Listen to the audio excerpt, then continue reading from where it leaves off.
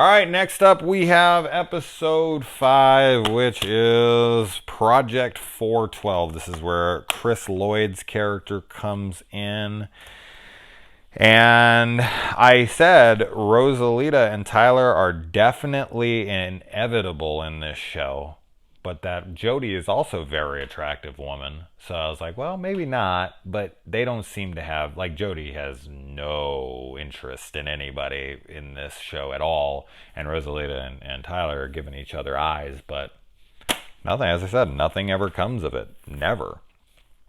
Poor horse is killed in this one, man. It's sad. It's pretty brutalized, too. It's ripped apart. We got Jerry Springer on the TV. Man, I remember how damn popular that show was once upon a time.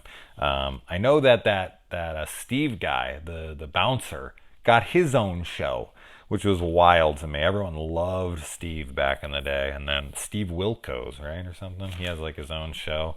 I would be curious on when that show became scripted, because I don't think it originally was, and then as it continued to go on, then it became scripted. But I don't think the first couple seasons were scripted. I think those were just some rednecky ass people.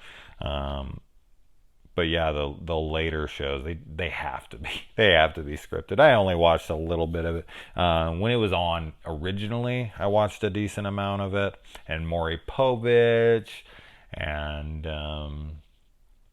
what other shows were on at that time? People's Court, of course, with Judge Wapner. But that was a little before that. All these stupid ass shows.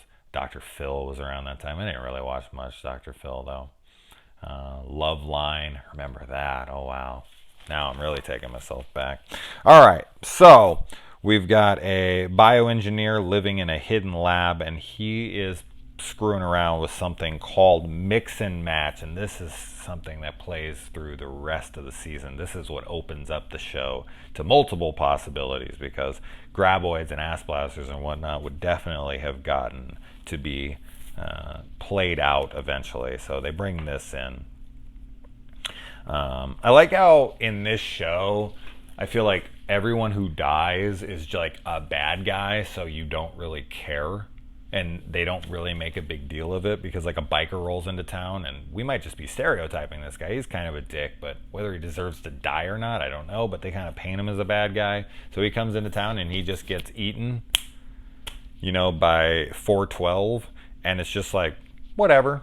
Now, if you're playing with genetics and you're making this thing a mix between a freaking an X-ray machine and I don't know what the hell this thing's supposed to be, because it has it can see through walls.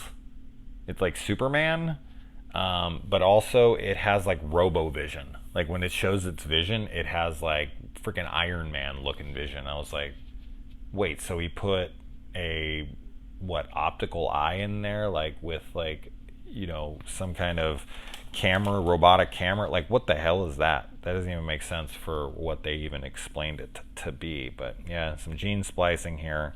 Pig and elephant DNA just don't splice. You got to make it the old-fashioned way. I wonder if he tried that.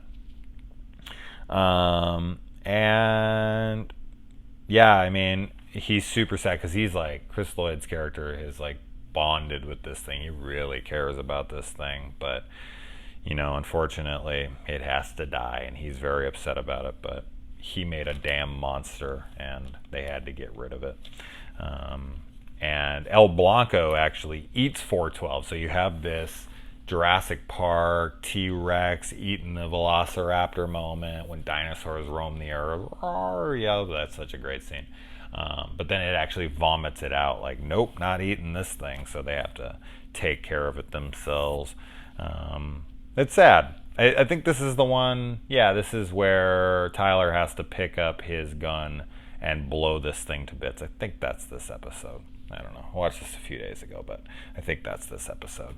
And then Bert goes out looking for this lab on his own after finding the street in which was blown up. He's out there, which I don't think he ever finds it. But anyway, let's move on.